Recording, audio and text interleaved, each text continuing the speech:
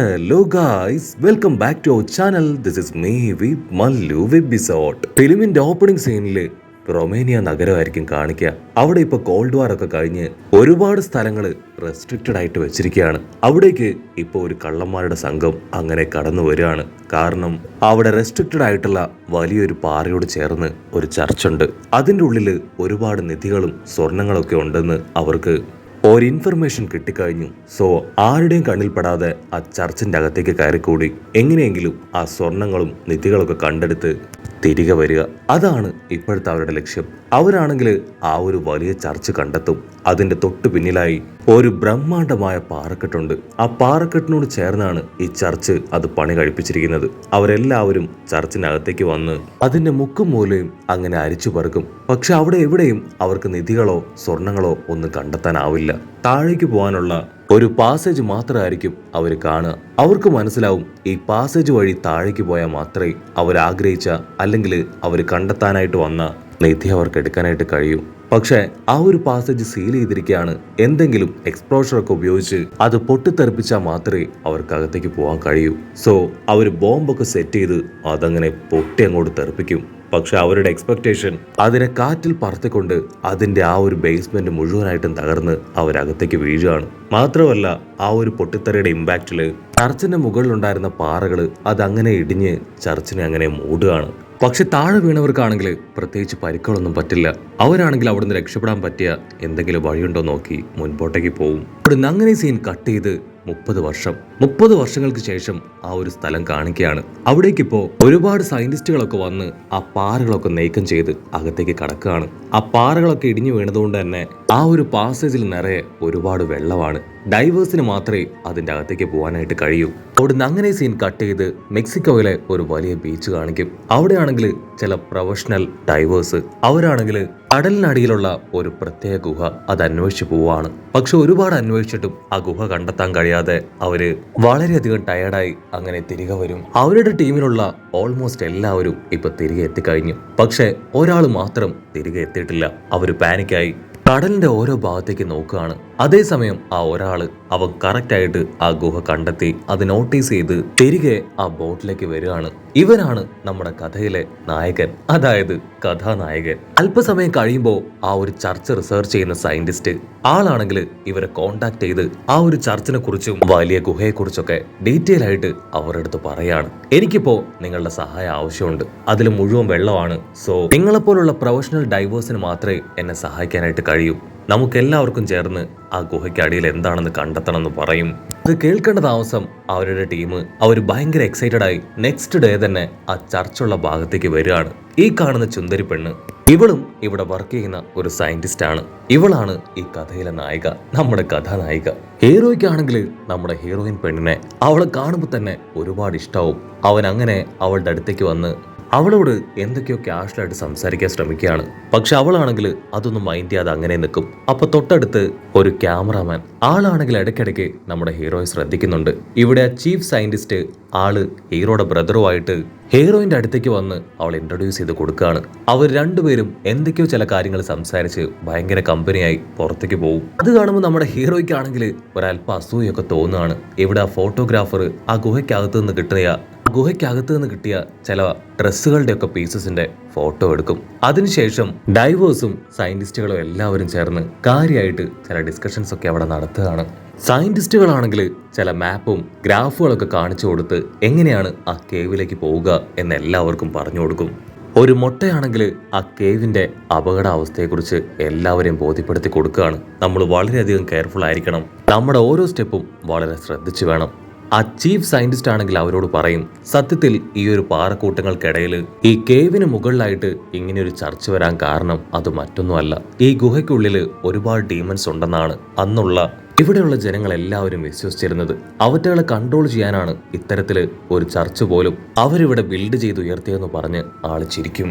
അവിടുന്ന് അങ്ങനെ scene cut ചെയ്ത നെക്സ്റ്റ് ഡേ ഡൈവേഴ്സും സയന്റിസ്റ്റുകളും അവരെല്ലാവരും ആവശ്യമായിട്ടുള്ള സാധന സാമഗ്രികളും ഫുഡും കാര്യങ്ങളും ഒക്കെ ആയിട്ട് ഇപ്പൊ ആ കേവിലേക്ക് ഇറങ്ങുകയാണ്. കേവിന്റെ ഒരു ഫസ്റ്റ് പോർഷനിലേക്ക് അവരെല്ലാവരും എത്തി. അവിടെ ടെന്റ് പോലെ ചില സെറ്റപ്പ് ഒക്കെ അവരുണ്ടാക്കും. അതിനുശേഷം എക്യുപ്മെന്റ്സ് ഒക്കെ അങ്ങനെ നിരത്തും. അതിനുശേഷം ആ കേവിന്റെ അടുത്ത ലെവല് അത് കണ്ടെത്താനാണ് ഇനി അവരുടെ ശ്രമം. അതിനായിട്ട് ആദ്യം ആ ഡൈവേഴ്സ് ടീമിലെ ഒരാൾ പോയി വേണം ആ ഒരു സെക്കൻഡ് പോർഷൻ ചെക്ക് ചെയ്യാനായിട്ട്. ബ്രിക്സ് എന്ന് പേരുള്ള ഒരാളാണ് അതിനായിട്ട് തയ്യാറായി അവിടേക്ക് പോവുക. ആ സെക്കൻഡ് പോർഷനിലേക്ക് എത്തി അവിടെ കുഴപ്പമൊന്നും ഇല്ലെങ്കിൽ അവൻ സിഗ്നൽ കൊടുക്കും. സോ അവൻ റെഡിയായി ഇപ്പൊ അവിടേക്ക് പോകും. ബ്രിക്സ് ആണെങ്കിൽ പതിയെ പതിയെ മുൻപോട്ടേക്ക് പോകും. ഒരു ഘട്ടം എത്തുമ്പോൾ അവൻ കുറെ സ്കെൽറ്റനും അതുപോലെ തന്നെ ചില അവശിഷ്ടങ്ങളൊക്കെ കാണും. ഇനിയും മുൻപോട്ട് പോയാൽ അത് വളരെ റിമോട്ട് ഏരിയ ആണെന്ന് മനസ്സിലാക്കി ബ്രിക്സ് ആണെങ്കിൽ അവർക്ക് കമ്മ്യൂണിക്കേഷൻ പാസ് ചെയ്യും. അധികം വൈകാതെ റേഡിയോ സിഗ്നൽ അത് കട്ടാവാൻ ചാൻസ് ഉണ്ട്. പക്ഷെ പേടിക്കേണ്ട ആവശ്യമില്ല. അടുത്തൊരു പോർഷനിൽ എത്തിക്കഴിഞ്ഞാൽ ഊബർ ലൈൻ വഴി തീർച്ചയായിട്ടും ഞാൻ നിങ്ങളെ കോൺടാക്ട് ചെയ്യും എന്നവൻ പറയുമ്പോഴേക്കും ആ സിഗ്നൽ കട്ടാവുകയാണ്. ഇവിടെ ഹീറോയ്ക്കാണെങ്കിൽ ഭയങ്കരമായിട്ട് ടെൻഷനാവും. കാരണം അവരുടെ ടീമിൽ വെച്ച് ഏറ്റവും നല്ല ഡൈവർ അത് ഹീറോ ആണ്. ഹീറോ അവന്റെ ബ്രദറിനോട് ടെൻഷനായിട്ട് പറയും, നീ എന്തിനാ ആ ബ്രിക്സിനെ ഇതിനായിട്ട് അയച്ചത്? ഞാനല്ലേ ഏറ്റവും നല്ല ഡൈവർ. ഞാൻ ഈ മിഷൻ ഏറ്റെടുത്ത് ഞാൻ അവിടേക്ക് പോയേനെ. നീ ഒറ്റയൊരുത്തം കാരണമാണ് അവനെ പറഞ്ഞു വിടേണ്ടി വന്നത്. അതിന് ബ്രദർ പറയും, ലാസ്റ്റ് ടൈം നീ ഞങ്ങളുടെ ആരുടെയും പെർമിഷൻ ഇല്ലാതെയാണ് ആ ഒരു വലിയ ഗുഹയിലേക്ക് പോയത്. അതുകൊണ്ടാണ് ഒരു പണിഷ്മെന്റ് എന്നോളം നിന്നെ വിടാതെ അവനെ അയച്ചതെന്ന് പറഞ്ഞ് അവിടുന്ന് കടന്നു പോകും. അത് കേട്ട് ഹീറോയ്ക്കാണെങ്കിൽ ഒരുപാട് ദേഷ്യവും വിഷമവും ഒക്കെ വന്ന് ആൾ അങ്ങനെ ഇരിക്കുകയാണ്. ഉടനെ ഹീറോയിനാണെങ്കിൽ അവൾ കളക്ട് ചെയ്ത ഒരു സ്പൈഡറിനെ ഹീറോയ്ക്ക് കാണിച്ചു കൊടുത്ത് ഹീറോയോട് ഇപ്പൊ ക്യാഷ്വലായിട്ട് സംസാരിക്കാൻ തുടങ്ങും. ഉടനെ ഹീറോയുടെ മനസ്സ് അതൊരല്പം ശാന്തമാവുകയാണ്. മറ്റൊരു ഭാഗത്ത് ബ്രിക്സിന്റെ സിഗ്നൽ അത് കിട്ടാനായിട്ട് എല്ലാവരും വെയിറ്റ് ചെയ്തിരിക്കുകയാണ്. ഒരുപാട് നേരം കഴിഞ്ഞിട്ടും അവന്റെ റെസ്പോൺസോ സിഗ്നലോ ഒന്നും തന്നെ അവർക്ക് കിട്ടില്ല. അവരാണെങ്കിൽ വല്ലാതെ ടെൻഷനാവും.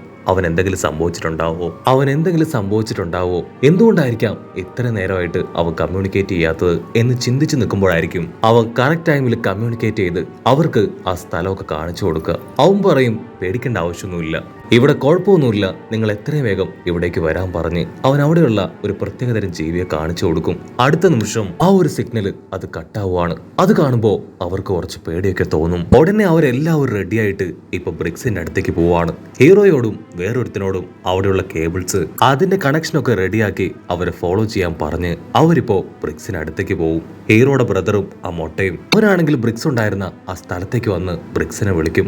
അവിടെയാണെങ്കിൽ ബ്രിക്സിനെ കാണാനില്ല. അവൻ കൊണ്ടുവന്ന എക്യുപ്മെന്റ്സ് എല്ലാം ഒരു ഭാഗത്ത് വെച്ചിരിക്കുകയാണ്. അവർ ടെൻഷനായി വീണ്ടും വീണ്ടും ബ്രിക്കിന്റെ പേര് അത് വിളിക്കാനായിട്ട് തുടങ്ങും. പക്ഷെ എവിടുന്നും യാതൊരു റെസ്പോൺസും ഇല്ല. അപ്പൊ ദൂരത്തായിട്ട് മറ്റൊരു ഗുഹയിൽ നിന്ന് ബ്രിക്കിന്റെ സൗണ്ട് കേൾക്കുകയാണ്. ഇവിടെ ആരൊക്കെ ഉണ്ടായിരുന്നുവെന്നും കുറെ സ്കെൽറ്റനൊക്കെ അവൻ അവിടെ കാണുന്നുണ്ടെന്നും ആയിരിക്കും അവൻ പറയുക. കട്ട് ചെയ്ത അവസാനമായിട്ട് നമ്മുടെ ഹീറോയും ആളുടെ കൂടെ ഉണ്ടായിരുന്ന രണ്ടാമത്തെ ഡൈവറും അവർ രണ്ടുപേരും ഓരോരോ കേബിൾസ് അതങ്ങനെ സെറ്റ് ചെയ്ത് മുൻപോട്ടേക്ക് വരും. അതിനിടയിൽ എന്തോ ഒന്ന് ആ കേബിൾ കട്ട് ചെയ്യുന്നത് ഹീറോ കാണും. അവൻ ആ കട്ട് ചെയ്ത ഭാഗം റെഡിയാക്കുകയാണ്. ആ ഗ്യാപ്പിൽ കൂടെ ഉണ്ടായിരുന്നവൻ അവൻ രണ്ടാമത്തെ കേബിളിൽ പിടിച്ച് മറ്റൊരു ഭാഗത്തേക്ക് വന്ന് നിൽക്കുകയാണ്. അവനവിടെ ചുറ്റും നോക്കും. ഒരുപാട് സ്കെൽറ്റൻസ് ഒക്കെ അവനും കാണാൻ പറ്റും. അടുത്ത നിമിഷം എന്തോ ഒരു ക്രീച്ചർ അതങ്ങനെ എടുത്തു ചാടി അവനെ അറ്റാക്ക് ചെയ്യാണ്. അവന്റെ നിലവിളി കേട്ട് ഹീറോ അവിടേക്ക് പാഞ്ഞു വരും. ആ ഒരു സമയത്ത് അറ്റാക്ക് ചെയ്യപ്പെട്ട ആ ഡൈവറിന്റെ ബോഡി സെറ്റ് ചെയ്തിരുന്ന ഒരു എക്യുപ്മെന്റ് അതങ്ങനെ തെറിച്ചു പോയി പാറയിലിടിച്ച് അവിടെ വലിയൊരു പൊട്ടിത്തെറി ഉണ്ടായി. അവർ വന്ന വഴി മുഴുവനായിട്ടും അങ്ങനെ ബ്ലോക്ക് ആവും. അതിനുശേഷം ഹീറോ അടക്കം എല്ലാവരും ഒരു പ്രത്യേക ഭാഗത്തേക്ക് വരികയാണ്. അവരാണെങ്കിൽ ഭയങ്കര കൺഫ്യൂസ്ഡ് ആണ്. നടന്ന കാര്യങ്ങളെല്ലാം ഹീറോ തുറന്നു പറയും. പക്ഷെ ഇനി അവർക്ക് അവിടുന്ന് തിരികെ പോകാനായിട്ട് കഴിയില്ല. കാരണം അവർ വന്ന വഴിയെല്ലാം തന്നെ അടഞ്ഞിരിക്കുകയാണ്. സയന്റിസ്റ്റുകളുടെ ടെൻഷൻ അത് കൂടി വരും. ആ മെയിൻ സയന്റിസ്റ്റ് പറയും, 12 ദിവസം നമ്മളിവിടെ സർവൈവ് ചെയ്യണം. 12 ദിവസം കഴിഞ്ഞാൽ നമ്മൾ ഇവിടുന്ന് തിരികെ എത്തിയിട്ടില്ലെങ്കിൽ തീർച്ചയായിട്ടും നമ്മൾ അന്വേഷിച്ച് ആരെങ്കിലും ഇവിടേക്ക് വരാതിരിക്കില്ല. അതിന് ഹീറോ പറയും, ആര് വന്നാലും അവർക്ക് നമ്മളെ രക്ഷിക്കാനാവില്ല. കാരണം നമ്പർ 1 ഡൈവേഴ്സ് ടീം അത് ഞങ്ങളാണ്. ഞങ്ങൾക്ക് പോലും ഇപ്പോൾ ഇവിടുന്ന് രക്ഷപ്പെടാനായിട്ട് സാധിക്കുന്നില്ല. പിന്നെങ്ങനെ മറ്റൊരു ടീം നമ്മളെ രക്ഷിക്കുക? സോ എത്രയും വേഗം രക്ഷപ്പെട്ടു പോകാനുള്ള ഓൾട്ടർനേറ്റീവ് വഴി അത് കണ്ടെത്തിയേ പറ്റൂ. അതിനാ ബ്രദറും മൊട്ടയും അവർ രണ്ടുപേരും ബാക്കിയുള്ളവരോട് പറയും, രക്ഷപ്പെട്ടു പോകാൻ എന്തെങ്കിലും വഴിയുണ്ടോ എന്ന് ഞങ്ങൾ കണ്ടെത്താം. അതുവരെ നിങ്ങൾ ഇവിടെ സേഫ് ആയിട്ടിരിക്കണം എന്ന് പറഞ്ഞ് അവർ രണ്ടുപേരും അവിടുന്ന് കടന്നു പോകും. ഇവിടെ റിസർച്ച് ചെയ്യുന്ന സയന്റിസ്റ്റുകൾ അവർക്ക് അവിടുന്ന് കിട്ടിയ ചില ജീവികളൊക്കെ എടുത്ത് അവരങ്ങനെ ചെക്ക് ചെയ്ത് നോക്കും. അവറ്റകളുടെ എല്ലാം ബോഡിയിൽ ഒരു പ്രത്യേകതരം പാരസൈറ്റുകളെ അവർ കണ്ടെത്തും. കട്ട് ചെയ്ത ഇവിടെ ബ്രദറും ആ മൊട്ടത്തലയനും അവർ രണ്ടുപേരും ചെറിയൊരു ഗുഹയിലൂടെ അങ്ങനെ കയറി വരുമ്പോ അവരുടെ മുൻപിലേക്ക് വൈറ്റ് കളറിൽ ചില ക്രീച്ചേഴ്സ് വരികയാണ്. അവരാണെങ്കിൽ ഫ്ലൈക്സ് ഒക്കെ കത്തിച്ച് അവറ്റകൾക്ക് നേരെ നീട്ടും. അടുത്ത നിമിഷം ഒരു മോൺസ്റ്റർ അങ്ങനെ ചാടി വന്ന് ആ ബ്രദറിനെ അറ്റാക്ക് ചെയ്യാണ്. അവനാണെങ്കിൽ കയ്യിലുണ്ടായിരുന്ന ആയുധം ഉപയോഗിച്ച് അതിന്റെ നഖം അതങ്ങനെ വെട്ടിയെടുത്ത് മൊട്ടയായിട്ട് ഓടി നമ്മുടെ ആൾക്കാരുടെ അടുത്തേക്ക് തിരികെ വരും. അവര് നടന്ന കാര്യങ്ങൾ നമ്മുടെ ആൾക്കാരോട് പറഞ്ഞ് അവര് വെട്ടിയെടുത്ത ആ നഖം അത് സയന്റിസ്റ്റുകൾ കൊടുക്കുകയാണ്. അവരത് ചെക്ക് ചെയ്ത് നോക്കും. ഹീറോയിന് സയന്റിസ്റ്റും ആണെങ്കിൽ അതിന്റെ നഖം അത് ഡീറ്റെയിൽ ആയിട്ട് ചെക്ക് ചെയ്യും. ആ ഒരു നഖത്തിലും ആ പ്രത്യേകതരം പാരസൈറ്റിനെ അവർ കണ്ടെത്തുകയാണ്. അവർക്ക് മനസ്സിലാവും ഈ ജീവികൾക്കൊന്നും കണ്ണു കാണാനായിട്ട് കഴിയില്ല. അവറ്റകൾ ശബ്ദം സെൻസ് ചെയ്താണ് നമ്മുടെ അടുത്തേക്ക് വരുന്നതും അറ്റാക്ക് ചെയ്യുന്നതും. സോ നമ്മൾ വളരെയധികം കെയർഫുൾ ആയിരിക്കണം. ബ്രദർ ആണെങ്കിൽ അവരോട് എല്ലാവരോടുമായിട്ട് പറയും, ഇനി ഇവിടെ നിൽക്കുന്നത് ഒട്ടും സേഫ് അല്ല, പുറത്തേക്ക് പോകാനുള്ള ഒരു വഴി അത് ഞാൻ കണ്ടു, സോ നമുക്ക് അവിടേക്ക് പോകണമെന്ന് പറഞ്ഞ് എല്ലാവരെയും കൂട്ടി ആ ഒരു ഭാഗത്തേക്ക് പോവാണ്. ആ ഒരു ക്രീച്ചർ കടിച്ചതുകൊണ്ട് തന്നെ അവനിപ്പോ വളരെ വിയേഡായിട്ട് പെരുമാറാൻ തുടങ്ങും. ദൂരത്തായിട്ടൊരു പാറ അതവൻ കാണിച്ചു കൊടുത്ത് അതിലൂടെ കയറി കഴിഞ്ഞാൽ നമുക്ക് വെള്ളത്തിലൂടെ പാസ് ചെയ്ത് പുറത്തേക്ക് എത്താനുള്ള പാസേജിലേക്ക് എത്താൻ പറ്റുമെന്ന് പറഞ്ഞ് അവരാണെങ്കിൽ ഇപ്പൊ ആ പാറയിൽ പിടിച്ച് മുകളിലേക്ക് കയറും. ബ്രദർ പറഞ്ഞതുപോലെ തന്നെ അവർ ആ പാറയുടെ മുകളിൽ എത്തുമ്പോൾ അവിടെ മുഴുവൻ ഒരുപാട് വെള്ളം കാണുകയാണ്. അവനെ കൊണ്ടാണെങ്കിൽ പല കാര്യങ്ങളും ഇപ്പൊ സെൻസ് ചെയ്യാൻ കഴിയുന്നുണ്ട്. ആ വെള്ളത്തിൽ എന്തെങ്കിലും അപകടം ഉണ്ടോ എന്ന് അറിയാനായിട്ട് അവനൊരു ഫ്ലെയർ കത്തിച്ച് ആ വെള്ളത്തിലേക്ക് ഇടും. ഈ കാര്യങ്ങളെല്ലാം എടുത്തുകൊണ്ടിരുന്ന ആ ക്യാമറാമാന്റെ വീഡിയോ ക്യാമറ അതവൻ തട്ടിത്തെറിപ്പിക്കുകയാണ്. ആ ക്യാമറാമാൻ ആണെങ്കിൽ ഇപ്പോ ബ്രദറിനോട് ദേഷ്യപ്പെടും. അതിനവൻ പറയും, ഐ എം സോറി, ഞാൻ അറിയാതെ പെട്ടെന്ന് പാനിക്കായി പോയതാണ്, നമുക്കിപ്പോ രക്ഷപ്പെടേണ്ട വഴിയാണ് നോക്കേണ്ടത്, ഷൂട്ടിംഗ് ഒക്കെ പിന്നീടാവാന്ന് പറഞ്ഞ് അവനാണെങ്കിൽ അവരെ കൺവിൻസ് ചെയ്ത് ഇപ്പൊ ഒരു സ്ഥലത്തേക്ക് കൊണ്ടുവരും. ബ്രദറാണെങ്കിൽ എല്ലാവരോടും പറയും, ഒരു 20 മിനിറ്റ് നമുക്കിവിടെ റെസ്റ്റ് എടുത്തതിന് ശേഷം വീണ്ടും നമ്മുടെ യാത്ര ആരംഭിക്കണം. പുറത്തേക്ക് പോകാനുള്ള വഴി അത് ഓൾറെഡി ഞാൻ കണ്ടെത്തി കഴിഞ്ഞു, അതിലൂടെ നമുക്ക് എല്ലാവർക്കും ഈസി ആയിട്ട് പുറത്തെത്താൻ കഴിയുമെന്ന് പറഞ്ഞ് ആണെങ്കിൽ ദൂരേക്ക് മാറിപ്പോയിരിക്കുകയാണ്. അതേസമയം ആ മൊട്ടത്തലയനും നമ്മുടെ ഹീറോയും അവർ രണ്ടുപേരും ഇരുന്ന് എന്തൊക്കെയോ ചില കാര്യങ്ങൾ കാര്യമായിട്ട് ഡിസ്കസ് ചെയ്യും. മൊട്ടത്തലയനാണെങ്കിൽ ആ ബ്രദറിനെ തന്നെ നോക്കി ഹീറോയോട് പറയും, എനിക്ക് അവനിൽ എന്തൊക്കെയോ സംശയങ്ങൾ തോന്നുന്നുണ്ട്, നമ്മൾ കൊടുത്ത മെഡിസിൻ ഒന്നും അവന്റെ ബോഡിയിൽ വർക്കൗട്ട് ആയിട്ടില്ല, എന്റെ പെരുമാറ്റത്തിലും സംസാരത്തിലും ബിഹേവിയറിലും ഒക്കെ തന്നെ കാര്യമായിട്ടുള്ള ചേഞ്ച് ഉണ്ടെന്ന് പറയും. അതേസമയം ബ്രദർ അവൻ അത്രയും ദൂരത്തിലിരുന്ന് അവർ പറയുന്ന കാര്യങ്ങളൊക്കെ തന്നെ കേൾക്കാണ്. സോ അവന് മനസ്സിലാവും അവന്റെ കേൾവി ശക്തി അത് നന്നായിട്ട് കൂടിയിട്ടുണ്ടെന്ന്. ഹീറോയ്ക്കാണെങ്കിൽ എന്തോ ഒരു ഡൗട്ട് തോന്നി അവന്റെ അടുത്തേക്ക് വന്ന് അവനോട് ചോദിക്കും, പറയും, നീ ഓക്കെ ആണോ, നിനക്ക് എന്തെങ്കിലും കുഴപ്പമുണ്ടോ? അതിനവൻ പറയും, ദയവ് ചെയ്ത് എന്നെ വിശ്വസിക്കണം, എനിക്ക് യാതൊരു കുഴപ്പമില്ല, നിങ്ങളെ എല്ലാവരെയും സേഫായി പുറത്തെത്തിക്കുന്ന കാര്യം അത് ഞാൻ ഏറ്റെന്ന് പറഞ്ഞ് അവരുമായിട്ട് വീണ്ടും അവൻ യാത്ര തുടരും. ഒരു പ്രത്യേക സ്ഥലത്ത് എത്തിക്കഴിയുമ്പോൾ വെള്ളത്തിന്റെ ഒഴുക്ക് അത് കൂടുകയാണ്. ഉടനെ അവരെല്ലാവരും കൈകൾ ചേർത്ത് പിടിച്ച് അങ്ങനെ ഉയർന്നു നിൽക്കും. അവര് പറയും, ഇതേപോലെ മുൻപോട്ടേക്ക് പോയാൽ വെള്ളം നല്ല ഫോഴ്സിൽ അടിച്ച് നമ്മളെല്ലാം ഓരോ ഭാഗത്തേക്ക് ചെതറിപ്പോവാനായിട്ട് ചാൻസ് വളരെ കൂടുതലാണ്. പക്ഷെ ബ്രദർ ആണെങ്കിൽ അപ്പോഴും അവരോട് അടിച്ചു പറയും, നമ്മുടെ മുൻപിൽ വേറെ വഴിയില്ല, ഈ വഴി കൂടെ തന്നെ മുൻപോട്ടേക്ക് പോകണമെന്ന് പറഞ്ഞ് അവൻ എല്ലാവരെയും ഒരുപാട് നിർബന്ധിച്ച് അതുവഴി മുൻപോട്ടേക്ക് കൊണ്ടുപോകും. അവരല്പദൂരം മുൻപോട്ടേക്ക് പോകുമ്പോൾ തന്നെ വെള്ളമാണെങ്കിൽ നല്ല ഫോഴ്സിൽ അടിച്ച് അവരെല്ലാവരും വെള്ളച്ചാട്ടത്തിലൂടെ താഴേക്ക് വീഴും. ഹീറോയിനും ഒരു പെണ്ണും അവർ 3 പേരും ഒരു ഭാഗത്ത് വീഴും. ബാക്കി ഉണ്ടായിരുന്നവർ 3 പേര് അവർക്ക് തൊട്ടു മുൻപിലായിട്ടും വന്ന് വീഴുകയാണ്. ഇവിടെ ഹീറോയിനെ ഒരു ഫിഷ് വല്ലാതെ ഡിസ്ട്രാക്ട് ചെയ്യും. അതിനെ കണ്ട് ഹീറോ ഷോക്കാവും. കാരണം അതിന്റെ പല്ലും ചിറകും എല്ലാം തന്നെ ഇവോൾവ് ആയി മോൺസ്റ്ററിനെ പോലെ ആയിരിക്കും അതിനെ കാണപ്പെടുക. ഉടനെ ഫ്ലയേഴ്സ് ഒക്കെ കത്തിച്ച് ഹീറോ അതിനെ അവിടുന്ന് തുരത്തി ഓടിക്കും. അതേസമയം അവരുടെ കൂടെ ഉണ്ടായിരുന്ന സയന്റിസ്റ്റ് ആളാണെങ്കിൽ ഒരു പാറയിൽ സ്റ്റക്കായി ബാക്കിയുള്ള ആൾക്കാർ നിൽക്കുന്നതിലും ഒരുപാട് പുറകിലായിരിക്കും വന്ന് വീഴുക. ആള് വന്നു വീഴേണ്ട താമസം എന്തോ ഒന്ന് ആളെ പിടിച്ചു വലിച്ച് കടിച്ചു പറിച്ച് അവിടുന്ന് കൊണ്ടുപോകും. ആളുടെ നിലവിളി കേട്ട് ബാക്കിയുള്ള എല്ലാ ആൾക്കാരും അവിടേക്ക് പോകാനായിട്ട് റെഡിയാവും. അത് കണ്ട ബ്രദർ പറയും, അയ്യോ വേണ്ട, നിങ്ങൾ ആരും അവിടേക്ക് പോകണ്ട, ഞാൻ അവിടേക്ക് പോയി എന്താണ് സംഭവിച്ചതെന്ന് നോക്കി അദ്ദേഹമായിട്ട് വരാന്ന് പറഞ്ഞ് അവനിപ്പോ അവിടേക്ക് വരും. അപ്പൊ അവൻ കാണും ആ ഒരു ബീസ്റ്റ് അത് ആ സയന്റിസ്റ്റിനെ അങ്ങനെ കടിച്ചു പറിച്ച് കൊണ്ടുപോവാണ്. അവൻ ആ ബീസ്റ്റിനെ ശരിക്കൊന്ന് ശ്രദ്ധിക്കും. അതിന്റെ കയ്യില് ഒരു ടാറ്റു കാണും. അപ്പൊ അവന് പിടികിട്ടും ഈ ബീസ്റ്റുകളെല്ലാം തന്നെ മുൻപ് മനുഷ്യന്മാരായിരുന്നു. മനുഷ്യരിൽ നിന്ന് ഏതൊക്കെയോ ചില കാരണങ്ങളാൽ പരിണാമം ചെയ്യപ്പെട്ടാണ് അവറ്റകൾ എങ്ങനെയായി മാറിയത്. അവനൊട്ടും സമയം കളയാതെ നമ്മുടെ ആൾക്കാരുടെ അടുത്തേക്ക് തിരികെ വന്ന് അവൻ കണ്ട കാര്യമെല്ലാം അവരോട് പറയും. അത് കേട്ട ഹീറോയിൻ അവളാണെങ്കിൽ ഫുൾ കലിപ്പില് ആ ബ്രദറിനെ പിടിച്ചു വലിക്കും. നീ ഒറ്റ ഒരുത്തൻ കാരണമാണ് ഇതൊക്കെ സംഭവിച്ചത്. ആ വാക്ക് കേട്ട് നീ പറഞ്ഞ ഈ ഒരു വഴിയിലൂടെ വന്നതുകൊണ്ടാണ് ഞങ്ങളുടെ ചീഫ് സയന്റിസ്റ്റിനെ ഞങ്ങൾക്ക് നഷ്ടമായെന്ന് പറഞ്ഞ് അവളാണെങ്കിൽ ഒരുപാട് ഒച്ചയെടുത്ത് അവനോട് ദേഷ്യപ്പെടും. പക്ഷെ ബ്രദർ ആണെങ്കിൽ അത് വലിയ കാര്യമായിട്ടൊന്നും എടുക്കില്ല. അവനാണെങ്കിൽ സിമ്പിളായിട്ട് പറയും, ഇങ്ങനെ പലതും നമുക്കിടയിൽ സംഭവിക്കും. നമ്മുടെ മുൻപിൽ വേറെ വഴിയില്ല. അവിടെ കാത്തിരുന്ന കൂടുതൽ അപകടങ്ങള് നമ്മളെ തേടിയെത്തും. നമ്മൾ തന്നെ പ്രൊട്ടക്ട് ചെയ്യാന്ന് പറഞ്ഞ് അവൻ മുൻപോട്ടേക്ക് പോകും. വേറെ വഴിയില്ലാതെ ബാക്കിയുള്ളവരും അവനെ ഫോളോ ചെയ്ത് മറ്റൊരു ഭാഗത്തേക്ക് വരും. അപ്പോ മുകളിലേക്ക് ചൂണ്ടിക്കാണിച്ചു പറയും, ആ ഒരു പാറ അതിൽ പിടിച്ചു കയറി അതിലൂടെ ഒരു ചെറിയ പാസേജ് ഉണ്ട്. അതുവഴി നമുക്ക് പുറത്തേക്ക് പോകാൻ പറ്റുമെന്നാണ് ഞാൻ പ്രതീക്ഷിക്കുന്നത്. അത് കേൾക്കേണ്ട താമസം അവരുടെ കൂടെ ഉണ്ടായിരുന്ന ഒരു പെണ്ണ് അവളാണെങ്കിൽ പെട്ടെന്ന് തന്നെ കയറും ബാക്കി എക്യുപ്മെന്റ്സ് ഒക്കെ എടുത്ത് അങ്ങനെ മുകളിലേക്ക് കയറാൻ തുടങ്ങും. ബ്രദർ ആണെങ്കിൽ അവളെ തടയാൻ ശ്രമിക്കും. അതിനവള് പറയും, കുഴപ്പമൊന്നുമില്ല, ഞാൻ മുകളിലേക്ക് പോയി ആ പാസേജ് ചെക്ക് ചെയ്ത് നിങ്ങൾക്ക് സിഗ്നൽ തരാമെന്ന് പറഞ്ഞ് അവൾ മുകളിലേക്ക് കയറി വരും. അവൾ അവിടേക്ക് കയറി വരുമ്പോൾ ബ്രദർ പറഞ്ഞതുപോലെ തന്നെ അവിടെ ഒരു പാസേജ് ഉണ്ട്. അവൾ ആ കാര്യം താഴെയുള്ളവരോട് പറഞ്ഞ് അവരോടും മുകളിലേക്ക് കയറി വരാൻ പറയും. ഉടനെ താഴെയുള്ളവരും കയറൊക്കെ സെറ്റ് ചെയ്ത് മുകളിലേക്ക് കയറി വരികയാണ്. അവളാണെങ്കിൽ ചുറ്റും നോക്കും. അവിടെ എല്ലാം തന്നെ ചെറിയ ചെറിയ ഓരോ തുരങ്കങ്ങൾ പോലെ കാണാൻ പറ്റും. അപ്പൊ അവള് കാണും, അവളുടെ തൊട്ടു മുൻപിൽ ഒരു ഗുഹയിലൂടെ ആ ഒരു ബീസ്റ്റ് അവളെ ലക്ഷ്യമാക്കി അങ്ങനെ കടന്നു വരികയാണ്. അതിനെ കാണേണ്ട താമസം അവള് പേടിച്ച് നിലവിളിക്കും. കൺട്രോൾ പോയി അവളങ്ങനെ താഴേക്ക് വീഴാണ്. പക്ഷെ ഓൾറെഡി ആ കയറ് മുകളിൽ കണക്ട് ചെയ്ത് വെച്ചിരിക്കുന്നത് കൊണ്ട് തന്നെ അവൾ അങ്ങനെ ആ കയറിൽ തൂങ്ങി കിടക്കുകയാണ്. പക്ഷെ എന്താ, ആ പാറയിൽ ആഞ്ഞിടിച്ച് അവളുടെ ബോധം പോകും. ഒരു 5 മിനിറ്റ് കഴിഞ്ഞ് അവൾ പതിയെ കണ്ണു തുറന്ന് നോക്കും. ആ ബീസ്റ്റ് ആണെങ്കിൽ അവളുടെ അടുത്തേക്ക് വരികയാണ്. ഇവിടെ താഴെയുള്ളവര് അവളെ എങ്ങനെയെങ്കിലും ഇടയ്ക്ക് ഇറക്കാനായിട്ട് ആ കയറ് അതങ്ങനെ ലൂസാക്കി വിടുകയാണ്. പക്ഷെ അപ്പോഴായിരിക്കും ഒരു വമ്പ ട്വിസ്റ്റ്. ആ ഒരു ബീസ്റ്റ് അതങ്ങനെ ഫ്ലൈ ചെയ്ത് അവൾക്ക് നേരെ വന്ന് അവളെ ബൈറ്റ് ചെയ്യും. അവളും വേദനയിൽ നിലവിളിക്കും. പക്ഷെ അപ്പോഴും പ്രതീക്ഷ കൈവിടാതെ അവൾ അവളുടെ കയ്യിലുള്ള കത്തി ഉപയോഗിച്ച് അതിന്റെ ചിറകങ്ങനെ വെട്ടി പ്ലെയേഴ്സ് കത്തിച്ച് അതിനെ അങ്ങനെ കത്തിച്ചാമ്പലാക്കി താഴേക്ക് ഇടുകയാണ്. അത് കത്തി അമരുന്നത് കണ്ട് നമ്മുടെ ആൾക്കാർക്ക് ഭയങ്കര സന്തോഷം. പക്ഷെ എന്താ, ഇവിടെ ആ പെണ്ണ് ആ ബീസ്റ്റിന്റെ അറ്റാക്കില് അവിടെ മരണപ്പെട്ടു പോവാണ്. അവർക്കാണെങ്കിൽ അത് താങ്ങാനായിട്ട് കഴിയില്ല. ഹീറോയിനാണെങ്കിൽ മനസ്സിൽ എന്തോ കരുതിക്കൂട്ടി ഉറപ്പിക്കും. അവളിപ്പോ ബ്രദറിനോട് പറയും, ഇനി ഞാൻ നിന്നെ ഫോളോ ചെയ്യില്ല. ഇപ്പൊ തന്നെ നിന്റെ കണ്ണും ഫേസും ശരീരവും അതെല്ലാം തന്നെ ആ പാരസൈറ്റ് അഫക്റ്റഡ് ആയി കഴിഞ്ഞു. സോ ഇനി നീ ഞങ്ങളെ തെറ്റായ ദിശയിലേക്ക് കൊണ്ടുപോകുകയുള്ളൂ എന്ന് പറഞ്ഞ് അവള് ആ വെള്ളത്തിലൂടെ അവിടുന്ന് കടന്നു പോകാൻ ശ്രമിക്കും. അവളെ ഫോളോ ചെയ്ത് ആ ഡ്രേക്കും ബാക്കി കുറച്ചു പേരും പോവും. ഇവിടെ ഹീറോ ആണെങ്കിൽ തീർത്തു പറയും, ഞാൻ ഒരിക്കലും എന്റെ ബ്രദറിനെ തള്ളി പറയില്ല, തെറ്റായ പാതയിൽ നമ്മളെ കൊണ്ടുപോകില്ല എന്ന് പറഞ്ഞ് അവനും മൊട്ടത്തലയനും ഇപ്പൊ ബ്രദറിന് പിന്നാലെ വരികയാണ്.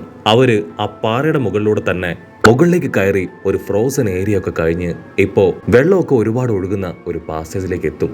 ആ വെള്ളത്തിലൂടെ അവർ നീന്തി മുൻപോട്ടേക്ക് പോവുകയാണെങ്കിൽ പുറത്തേക്ക് എത്താൻ കഴിയും. ഹീറോ ആണെങ്കിൽ അവരോട് പറയും, ഞാൻ എത്രയും വേഗം ഈ കാര്യം അവരെ അറിയിക്കാം, അവരെങ്ങനെയെങ്കിലും കൺവിൻസ് ചെയ്ത് ഞാൻ കൊണ്ടുവരാന്ന് പറഞ്ഞ് നെയും ആ മൊട്ടയെയും അവർ രണ്ടുപേരെ അവിടെ നിർത്തി അവൻ താഴേക്ക് ഹീറോയിന്റെ അടുത്തേക്ക് വരികയാണ്. അതേസമയം ഇവിടെ ഹീറോയിൻ അവള് വെള്ളത്തിലൂടെ സ്വിം ചെയ്യാനായിട്ട് റെഡിയായിട്ട് നിൽക്കുമ്പോഴായിരിക്കും ഒരു ബീസ്റ്റ് അതങ്ങനെ ചാടി വന്ന് ആ ഡ്രേക്കിനെ അവനെ അറ്റാക്ക് ചെയ്യുക. അവൻ ഫ്ലയേഴ്സ് ഒക്കെ യൂസ് ചെയ്ത് അതിനെ പ്രിവെന്റ് ചെയ്യാൻ ശ്രമിക്കും. പക്ഷേ അവനെ അത് കട്ടിച്ചു പറിച്ച് കൊന്നുകളയും. അല്പസമയം കഴിഞ്ഞ് ഹീറോ അവിടേക്ക് എത്തുമ്പോൾ അവന് കാണാൻ സാധിക്കുക ഡ്രേക്കിനെ അടിച്ചു പറിച്ച് വികൃതമാക്കി അവിടെ തൂക്കിയിട്ടേക്കുന്നതായിട്ടായിരിക്കും. ഹീറോ ആണെങ്കിൽ അവനെ ഒന്ന് സൂക്ഷിച്ചു നോക്കും. അവൻ ഇപ്പോഴും മരിച്ചിട്ടില്ല. പക്ഷെ അവനെ രക്ഷപ്പെടുത്താൻ കഴിയില്ലെന്ന് ഹീറോയ്ക്ക് നന്നായിട്ട് അറിയാം. ഹീറോയിനും അവളുടെ കൂടെ ഉണ്ടായിരുന്ന ആ ക്യാമറമാനും അവരെവിടെയും ചോദിക്കും. അതിന് അവനാണെങ്കിൽ അവർ പോയ വഴി അതങ്ങനെ കണ്ണുകൊണ്ട് കാണിച്ചു കൊടുക്കും. അത് കാണേണ്ട താമസം ഹീറോ ആ വഴിയിലൂടെ ഓടുകയാണ്. അവൻ ഇടുങ്ങിയ ഒരു സ്ഥലത്ത് എത്തേണ്ട താമസം 2 ബീസ്റ്റുകൾ അവന്റെ 2 സൈഡിൽ നിന്നും അറ്റാക്ക് ചെയ്യാനായിട്ട് വരും. അപ്പോഴായിരിക്കും ഹീറോയിൻ അവൾ അൾട്രാസോണിക് സൗണ്ട് പുറപ്പെടുവിക്കുന്ന ഒരു ഡിവൈസുമായിട്ട് അവിടേക്ക് വന്ന് അത് വലിയ ഒച്ചത്തിൽ അങ്ങനെ എനേബിൾ ചെയ്യുക. ആ സൗണ്ട് താങ്ങാൻ കഴിയാതെ ബീസ്റ്റുകൾ രണ്ടും 2 ഭാഗത്തേക്ക് പോവും. അതിനുശേഷം വെള്ളത്തിലൂടെ അവർ 3 പേര് നീന്തി വന്ന് ഒരു സേഫായ സ്ഥലത്തിരിക്കും. ഹീറോ ആണെങ്കിൽ ഒരുപാട് കഷ്ടപ്പെട്ട് അവളെ കൺവിൻസ് ചെയ്ത് ഇപ്പോ ബാക്കിയുള്ള ആൾക്കാരുടെ അടുത്തേക്ക് കൊണ്ടുവരും. അവർക്കാണെങ്കിൽ മുകളിലേക്ക് പോകണമെങ്കിൽ എങ്ങനെയെങ്കിലും ആ വെള്ളത്തിലൂടെ സ്വിം ചെയ്ത് പോകണം. അതിന് ഓക്സിജൻ സിലിണ്ടർ അത് ആവശ്യമാണ്. ഓൾറെഡി അവരുടെ കയ്യിലുണ്ടായിരുന്ന ഒരു ഓക്സിജൻ സിലിണ്ടർ ഒരു ബീസ്റ്റ് മുകളിൽ കൊണ്ടുപോയി ഇട്ടിരിക്കുകയാണ്. ബ്രദർ പറയും, ഞാൻ ആ ഓക്സിജൻ സിലിണ്ടർ എങ്ങനെയെങ്കിലും എടുത്ത് നിങ്ങളിലേക്ക് എത്തിച്ചു തരാം, ആ സമയം കൊണ്ട് നിങ്ങൾ ഇവിടുന്ന് പോകണമെന്ന് പറയും. അവൻ പതിയെ മുകളിലേക്ക് കയറാൻ തുടങ്ങും. ഇവിടെ നമ്മുടെ ആൾക്കാര് ആ വെള്ളത്തിലേക്ക് ഇറങ്ങുന്ന ശബ്ദം അത് കേട്ട് മുകളിൽ തൂങ്ങിയിരിക്കുന്ന ബീസ്റ്റുകൾ അവറ്റകളെല്ലാം ഓടി അടുക്കും. ഹീറോ ആണെങ്കിൽ അൾട്രാസോണിക് സൗണ്ട് അതങ്ങനെ നല്ല ഫോഴ്സിൽ ഓൺ ചെയ്യാണ്. അതില് പാനിക്കായി അവറ്റകള് അവിടെ ഉണ്ടായിരുന്ന പാറകളിലൊക്കെ പോയി ഇടിച്ച് അതിലൊരു പാറക്കഷ്ണം ആ ക്യാമറമാന്റെ കാലിൽ വീണ് അവൻ ലോക്ക് ആവുകയാണ്. അടുത്ത നിമിഷം തന്നെ ഒരു ബീസ്റ്റ് അവനെ കട്ടിച്ചു പറിച്ചെടുക്കും. മറ്റൊരു ഭാഗത്ത് മൊട്ടത്തലയനും നമ്മുടെ ഹീറോയിനും അവർ രണ്ടുപേരും വെള്ളത്തിലേക്ക് ചാടി രക്ഷപ്പെടാനായിട്ട് ശ്രമിക്കും. പക്ഷെ ആ ഒരു സൗണ്ടും കറക്റ്റായിട്ട് മനസ്സിലാക്കി അവിടേക്കൊരു ബീസ്റ്റ് വരികയാണ്. അതിനെ കണ്ട ഹീറോ ആണെങ്കിൽ അങ്ങനെ ചാടി വന്ന് ആ ബീസ്റ്റിന്റെ കഴുത്ത് അത് വെട്ടിയെറിയും. ഇവിടെ ബ്രദർ അവൻ എങ്ങനെയൊക്കെയോ കഷ്ടപ്പെട്ട് ആ ഓക്സിജൻ സിലിണ്ടർ അതങ്ങനെ എടുത്ത് നമ്മുടെ ആൾക്കാർക്ക് ഇട്ടുകൊടുക്കും. അതിനുശേഷം ആ ഒരു ഏരിയ മുഴുവൻ അവൻ തീ വെച്ച് നശിപ്പിക്കുകയാണ്. ഹീറോയിനും മൊട്ടത്തലയനും ഹീറോയും അവര് 3 പേരും ഇപ്പൊ വെള്ളത്തിലൂടെ സ്വിം ചെയ്ത് മുൻപോട്ടേക്ക് പോവും. ഒരേ ഒരു ബീസ്റ്റ് അത് അവരെ ഫോളോ ചെയ്ത് പോകുന്നത് കണ്ട നമ്മുടെ ബ്രദർ അവൻ ആ ബീസ്റ്റിന്റെ മുകളിലേക്ക് എടുത്തു ചാടി അവനെ തന്നെ സാക്രിഫൈസ് ചെയ്ത് അതിനെ തകർക്കുകയാണ്. അല്പസമയത്തിനുള്ളിൽ തന്നെ നമ്മുടെ ആൾക്കാർ 3 പേരും അതിലൂടെ നീന്തി ഇപ്പോ ആ ഒരു ഗുഹയ്ക്ക് പുറത്തേക്ക് വരും. കട്ട് ചെയ്ത മാസങ്ങൾക്ക് ശേഷം ഹീറോയും അവർ രണ്ടുപേരും ഒരു റെസ്റ്റോറന്റിൽ വെച്ച് കണ്ടുമുട്ടുകയാണ്. അവർ ഒരുപാട് നേരം സംസാരിച്ച് അവൾ അവസാനമായിട്ട് അവളുടെ കൂളിംഗ് ഗ്ലാസ് അതങ്ങനെ അഴിച്ചു കാണിക്കും.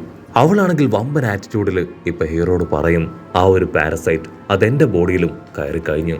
അത് കേട്ടവൻ ഷോക്കായി അവളുടെ കണ്ണുകളിലേക്ക് നോക്കും. ഹീറോയുടെ ബ്രദറിന്റെ കണ്ണിൽ വന്ന അതേ ചേഞ്ചസ് അത് അവളുടെ കണ്ണിലും വന്നിരിക്കുകയാണ്. ഹീറോ എന്തെങ്കിലും ചെയ്യുന്നതിന് മുൻപേ അവള് തന്ത്രപരമായി അവിടുന്ന് രക്ഷപ്പെട്ടു പോകുന്നതോടുകൂടെ ഈ ഒരു ഫിലിമും അവസാനിക്കുന്നു.